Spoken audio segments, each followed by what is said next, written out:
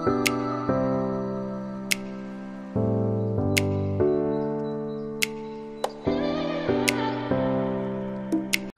friends, welcome back to my YouTube channel. My name is withe, the creator of the Be Smart Budget and your sister in budgeting. And to those that are new to this channel, please click on the subscribe button, and to my returning subscribers, welcome back.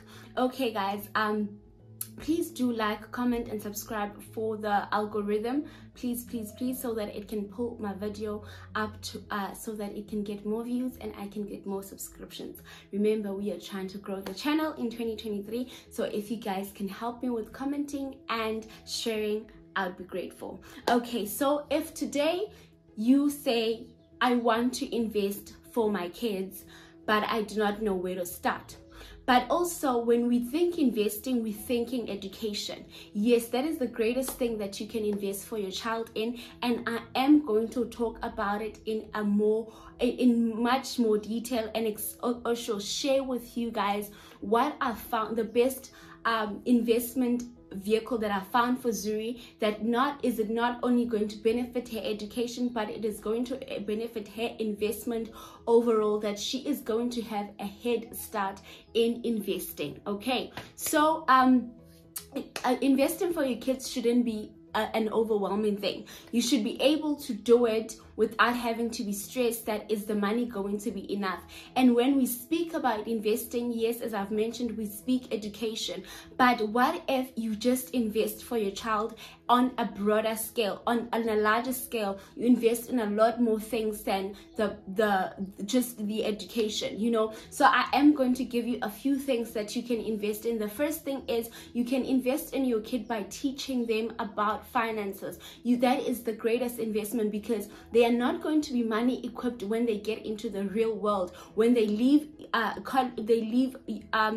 school and get into tertiary, nobody is going to teach them about money. When they leave high school at tertiary and they get into the workplace, they will not know what to do with their first salary. They will not know what to do with their money, basically. So you are going to have to first invest in your children's financial literacy and financial education. So you're going to have to start teaching your child right now about the basics of finances, like where to keep money, how to keep money, how to work for money. That is one of the most, and how to treat money. You know, growing up, we used to think that money is this big bad thing because nobody was talking about it, and we had to go through lessons that we could have avoided if only our parents taught us how to actually save, spend, or work with money. Because I think the first time we got introduced to money, we got introduced to it that it was okay to have debt, it was okay to have credit card stores, it was okay, when in actual fact it is actually not okay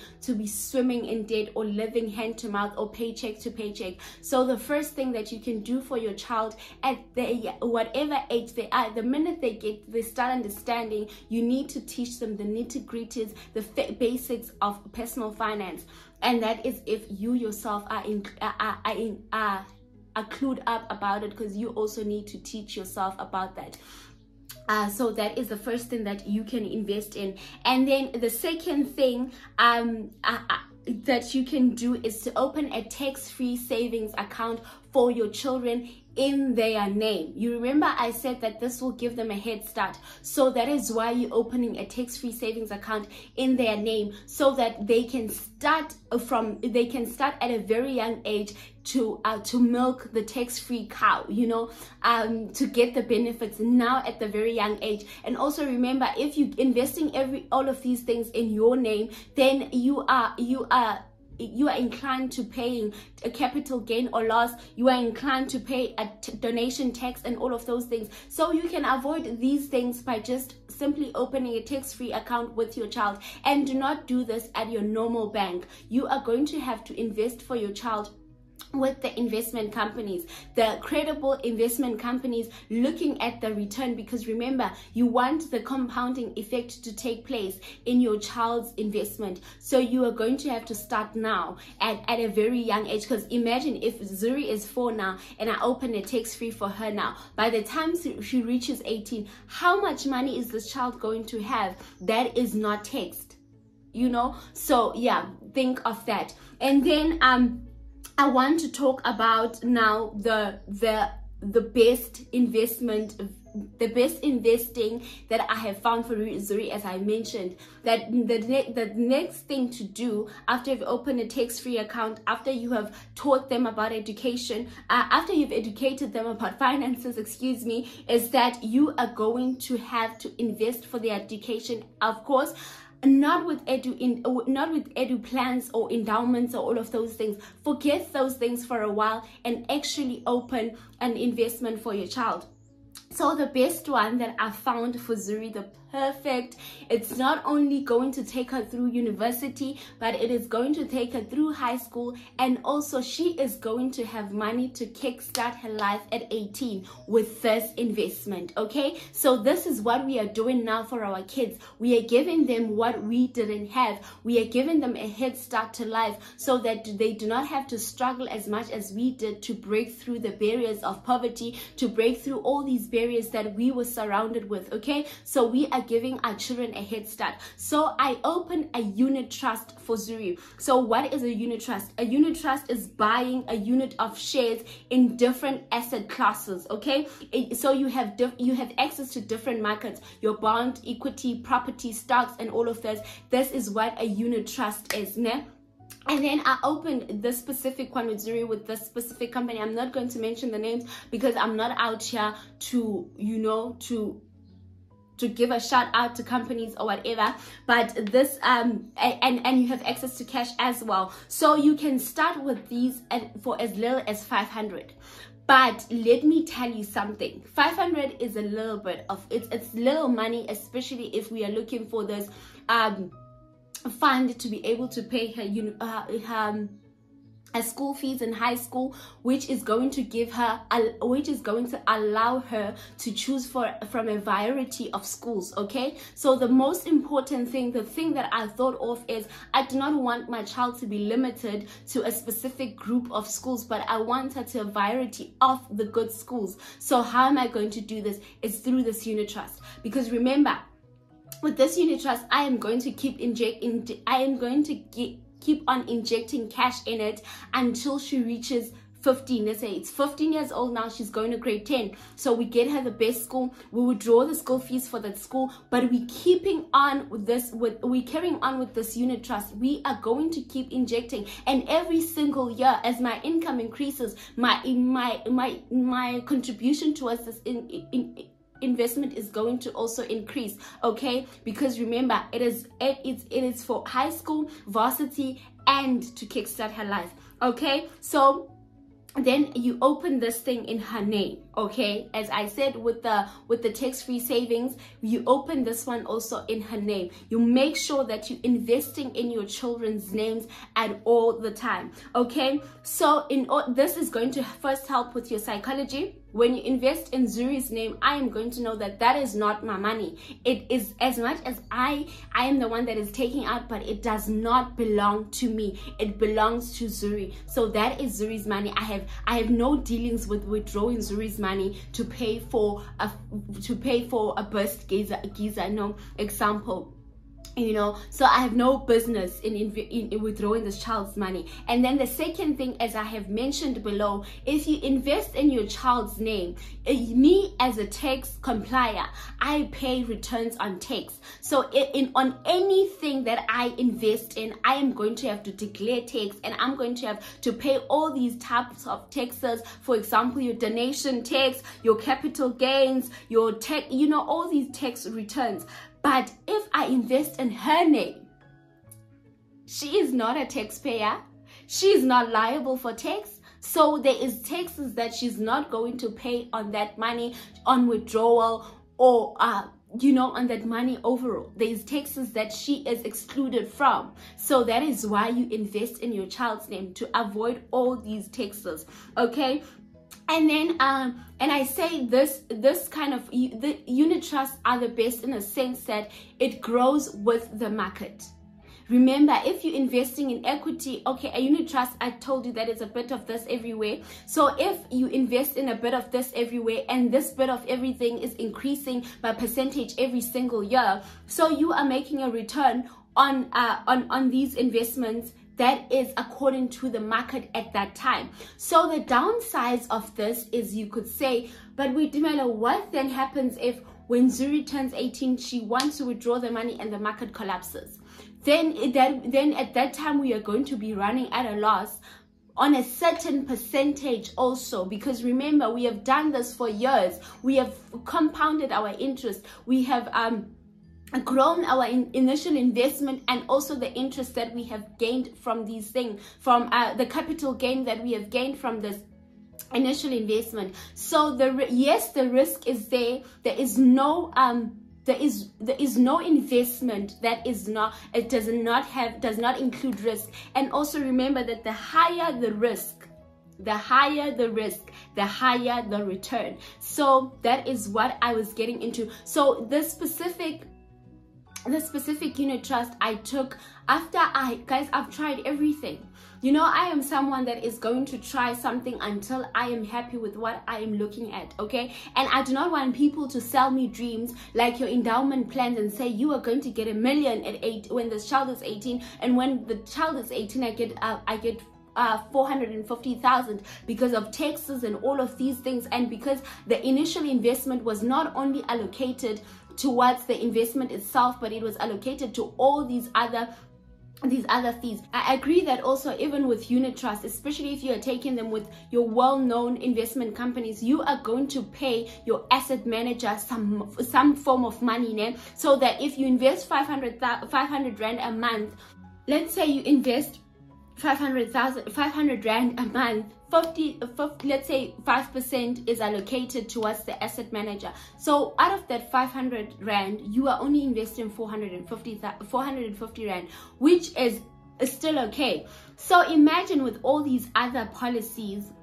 they promise you the heavens and the earth, and it is never like that, okay? So I personally, with myself, when it comes to Zuri, the minute that I knew that I had a child, and that she was going to need an education policy, I hopped. I first started with Metropolitan. I was not happy. I withdrew my investment and I invested it in something else. I was not happy. I withdrew it. I know that it wastes time, but I'd rather waste a month. I'd rather waste a month than to actually waste a whole year's where I am putting in so much money only to get 100,000. Never.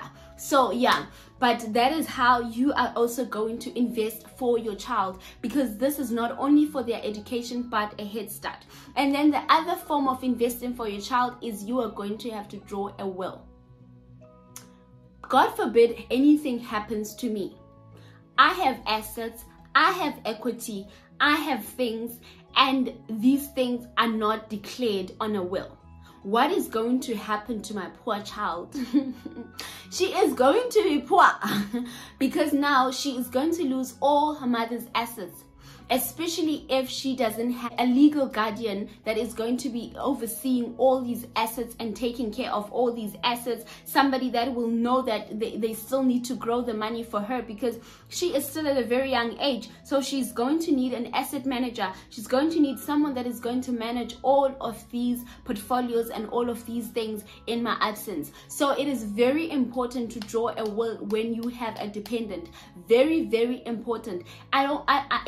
You don't need to have millions or hundreds and hundreds of thousands in order to be able to draw a will. But as long as there is some things that are attached to your name, draw a will for your child. And the other way that you invest for your child is by taking a life cover.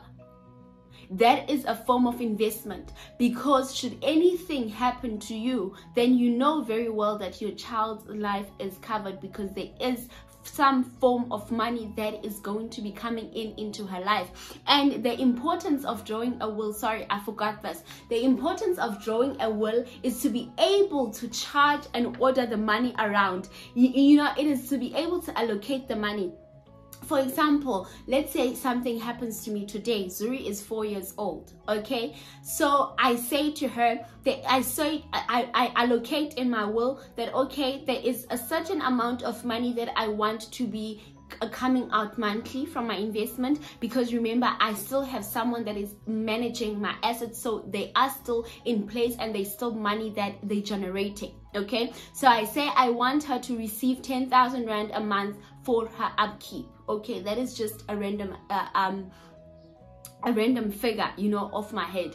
So then Zuri receives this 10,000 a month until she finishes until she's in grade 9. Okay, so when she's moving into high school, I'd like her to receive, okay, for her fees to be paid at a private school, at a specific private school of my choosing, of course, because I have already calculated the cost of this private school and how much money I have and whether I can afford the private school or not. And I say, okay, in this years I want so much money to be withdrawn from her investment and allocated to this private school, from her life cover and be allocated to this private school. Remember, she has a life cover, I have a life cover, so she is going to have a bit of millions. Okay, so I say so much money to be allocated to her high school and her tertiary education. Okay, and I stipulate in my will that if ever she doesn't want to go to tertiary, I need you to give her so much money in order to start a business or whatever of her dreams that she wants at that time. Because one thing about me, I know I believe in education,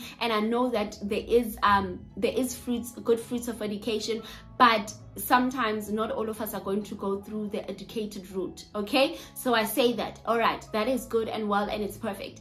And then I say that when she is 18, I need you to withdraw so much money, buy her this type of car, buy her a car at this amount, and give her money this much. You know, so you when you're drawing a will, you are allocating all of these things. You are saying all of it. You are giving your money purpose, that this child is not going to get this 500,000 at once and then she's going to blow it, you know, because it is a possibility. So that is what a will helps with. It helps allocate your money. So make sure that you're allocating your money. And I said the other thing is a life cover, and also we know that it is a great investment because now it leaves your child with money, because that is what we are investing for, to better our children's life. So that is ways that you can get into investing in your child's name for your child and actually be tax exempt and else actually on some things, and actually be able to make a lot of money for your child. So with all of these things, when your child, with the tax-free savings account and with the unit trust, when your child turns 18, she can start managing her own assets. She can start taking over these investments, because now she is over the age of 18, so she is now declared an adult, so she can take care of these. But you have done something, you have laid the foundation for them. So it is very important to lay the foundations for your children. Okay, so that is all from me. So if you are still watching here, it means you are enjoying this. So please subscribe, share with your friends that have kids if you do not have children, and you know, just help a girl out to grow her YouTube channel. Please subscribe, and I'll see you guys in the next video.